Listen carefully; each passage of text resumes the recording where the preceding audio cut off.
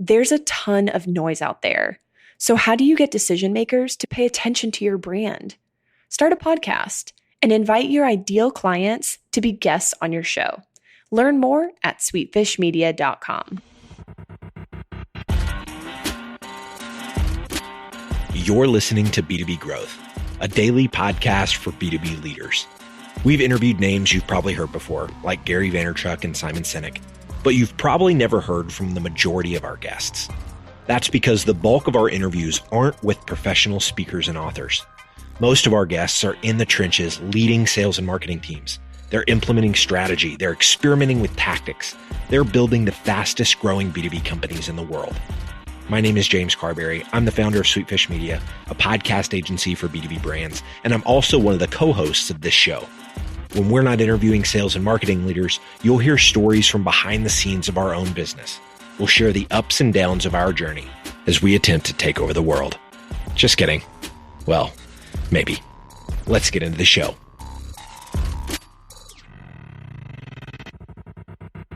Welcome back to the B2B Growth Show. I'm your host for today's episode, Logan Lyles. I am joined today by Rahul Alim. He is president and CEO at Custom Creatives. Rahul, thanks for coming on the show today. Logan, thank you for having me here. Hey, it is a pleasure to have you on the show. Excited to dive into the topic of video and using it more strategically in your marketing toolkit today.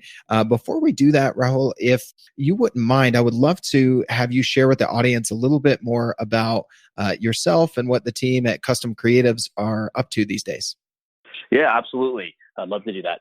So Custom Creatives is a digital marketing agency, and we help businesses scale through using digital marketing like social media, video, search engine optimization. And in fact, we partner with other digital marketing agencies to be their back office, so we can do all the work and handle all the growth of their company so they can focus on sales, project management, and scaling their businesses in their direction while we hire all the digital marketing experts for execution. Now, we started back in 2004, which kind of makes us a little bit of a dinosaur in the industry, but also at the same time, it was at the forefront of when technology was just on a major rise into the internet. So I started off with a background working at Realtor.com, which is basically digital advertising to real estate agents back in 2003 in that era, which was very challenging at the time because homes were just being searched for on the internet for the very first time very actively, around like 6 million visitors a month at that particular time, which is a lot. And we were just seeing this huge trend turning to the internet and how much opportunity lied in getting more customers. And people can connect with people from all over the world if you used like amazing content. And that's where we are today, where we're in such a content-centric digital era. Mm-hmm. Yeah, I love it. Well, Rahul, I think that a lot of folks have been toying with video, thinking about video from a B2B marketing perspective. I've seen in the last several months since everybody has opened up and had the option of video now in their LinkedIn feed. I see a lot more. There's good and bad, but what we want to dive into today is thinking strategically about when and where to use video. So excited to hear you share some of your expertise here in this area. And as we were talking a little bit offline, you mentioned thinking about it in 3 different types or purposes for your video and breaking those up. And you called it the 3 E's. So the first E is entertain. Tell us a little bit about, what you've seen some of your clients do with video in this area of entertaining with video, and when and how to use that specifically. Yeah, absolutely. So when you want to catch attention, there's so much noise in the marketplace. If you go on Facebook, your feed is going to be stuck with ads. If you go on YouTube, it's all ads or information you want to watch so you can learn something new about a topic or buy something. So the people that get the most viral effect from videos or stand above the noise and the crowd and get the shares, the likes, the comments, and they attract people are entertainers. People who can take a subject matter, make it fun and exciting, and then take them to the next levels of the journey. So think about like Dollar Shave Club. Have you ever seen Gillette do like a hilarious commercial? I don't think so. But then Dollar Shave Club comes to the market and had a very creative, I think he was the founder, and put together an amazing video that ended up selling the company for a couple billion or $1 billion to Unilever. So the reality is that entertainment and that kind of authenticity and the way he was able to relate to an audience was put him on the forefront of viral activity and got them to propel their brand into $1 billion brand in a very short period of time.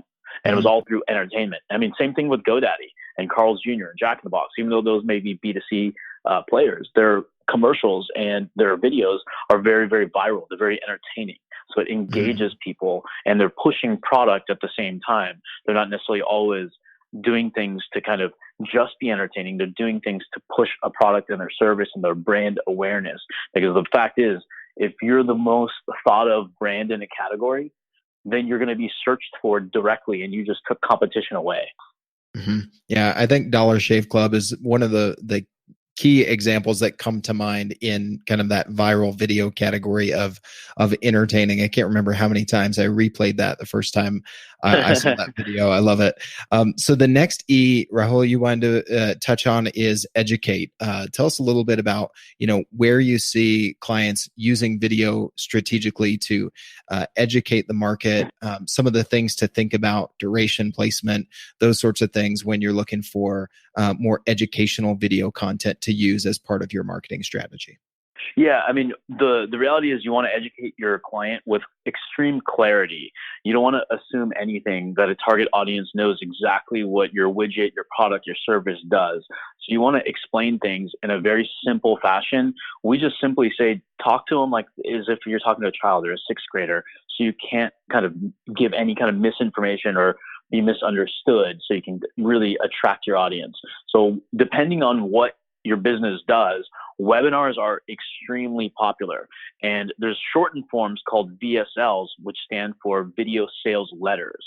So you would want to use like a VSL if you're advertising to an audience and you're driving them to a short little webinar. You want to give them an informational taste of what this webinar is going to be about. It can be anywhere between 3 and 15 minutes. And that's to warm them up, to make sure they're all in the right place. They understand exactly what your product and service can solve for their business. And then you're going to invite them into a long form webinar. So that's what we like to use when we like to educate customers if we're doing our B2B marketing to attract a particular niche, like let's say dentists or attorneys that are a target audience that can afford a service like ours, that have the capital, they have the high ticket sales on the back end, and it allows us to be able to educate them through video versus one-to-one human contact. So rather than unoptimizing our time and talk to one person by one person by one person, we can now just drive traffic to our videos, and then from the video educate the clients. The clients can go through our sales journey and apply or fill in a marketing survey. And once we get the survey, we can now hop on a call, and the questions now become like, how long will success take? What should we spend? So the dynamics of the conversation change dramatically when you scale your business and you scale yourself through video. Today's growth story is all about search engine marketing. The company we're highlighting is SentinelOne. This challenger cybersecurity brand was set out to disrupt the endpoint protection space. Their brand was top-notch, their product was innovative, but they were struggling to gain traction online in an already developed industry. Then they found Directive Consulting, a B2B search marketing agency. Within the first quarter of working with Directive, SentinelOne was able to increase their organic traffic by 128% and overall lead volume by an outstanding 251%. Now, I have a hunch that Directive can get these kind of results for you too. So head over to directiveconsulting.com and request a totally free custom proposal. That's directiveconsulting.com. All right, let's get back to this interview. Yeah, I like that idea of the video sales letter, kind of an in-between of a landing page and a full-blown webinar. Can definitely see how, folks can use that as a kind of an intermediary step. If we're talking about the third E that you mentioned, as far as using video effectively, you mentioned execute being the next step or the next placement in your video content. Tell us a little bit more about that. Yeah, execute really means do it. Don't not do video. It's like practice selfie videos, write a PowerPoint and screen share and only do a voiceover so you're not even on screen if you're uncomfortable. But the reality is we have to find a method that gets people comfortable so you actually do video, because what will happen is if you're scared of video and you actually do it and you publish it, you'll get compliments. People will say, wow, you're very natural on camera. Wow, you're great at this.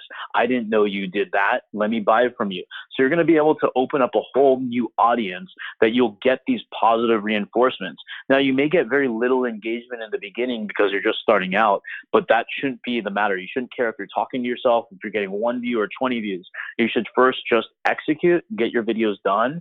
And when you have them done, you'll naturally get better because it is a skill set. It's going to take lots of practice and repetition. There are some naturals out there that are just inherently good at speaking and they can transfer that to video, but nobody's really a natural when when you get comfortable on video, because when you're staring down the barrel of a camera, it's different than staring at a person human to human or talking over a phone. But if you kind of get used to it, it'll be just like your natural communications where you really get comfortable. And once you're comfortable, then you become dangerous because you're going to get addicted to it. And when you get addicted to it, you're going to do more and more video. And then you're going to open the gap between you and your competitors.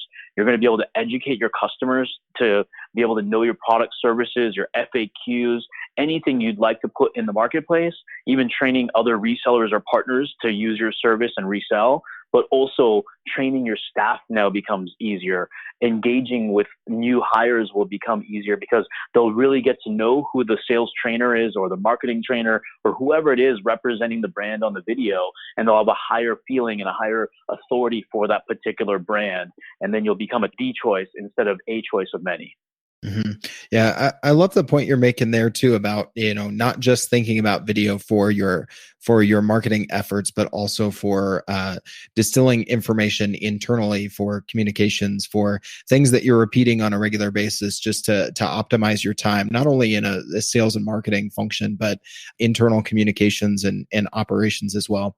The other thing I know you wanted to touch on as well was, when to use video throughout your marketing funnel. As the old saying goes, people buy from those that they know, like, and trust. And so whether they're, at the awareness stage or at a decision-making stage further down your funnel, you had some things I know you wanted to share on, how you can think about using video at different stages within the funnel. Yeah, absolutely. So I would write down know, like, and trust, because even though that's an old school saying in the business, in sales or marketing, it's very true. People want to do business with people they know, like, and trust, especially when it comes to high ticket stuff. And then also another acronym is AEC. A is in Apple, E is in Edward, C is Charlie, or connect. The A is awareness, the E is engage, and the C is convert. And that's how a funnel works. So the top of the funnel is the know. That's where you want to get people to know the overview of your company, to know the products and services and how they may have got started. Are you a family-owned business? How many people have you served? So you can kind of give that emotional story of stability and confidence, and you're the right solution without necessarily selling anything. So that's kind of like getting people to really know you. So kind of think of it as a human-to-human relationship for a second. If you go to like a restaurant or a bar and you want to go talk to a girl, like the best analogy is kind of like asking a girl to marry you right at the beginning, right when you met her. That's not going to happen. They're going to slap you and walk away. You got to introduce yourself. And that's what this first stage of the funnel is. You want people to just know you exist, get on the map. And then once they engage with your advertisement or your video, we move them down the funnel into the next level, which is the like area, or it can be a synonym with engagement. So we want to take them from just shaking their hand, getting to know them, and saying, nice to meet you. And then the next time you meet them through video, it could be on Facebook or YouTube or Instagram.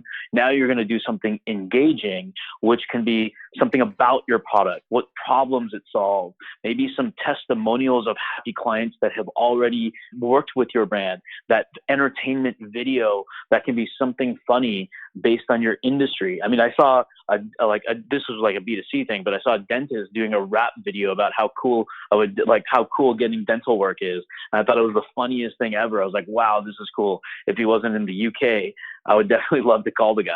But that engagement side is that your opportunity to start to kind of promote your brand. Now, the last stage is that trust, know, like, and trust, where we want to use a conversion. This is where we can use some sort of offer to bring people in, to drive sense of urgency and scarcity.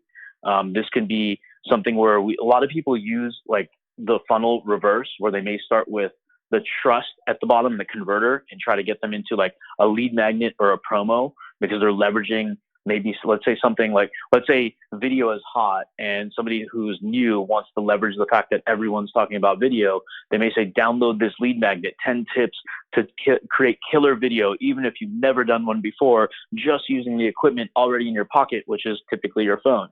Somebody may get into their funnel that way as well.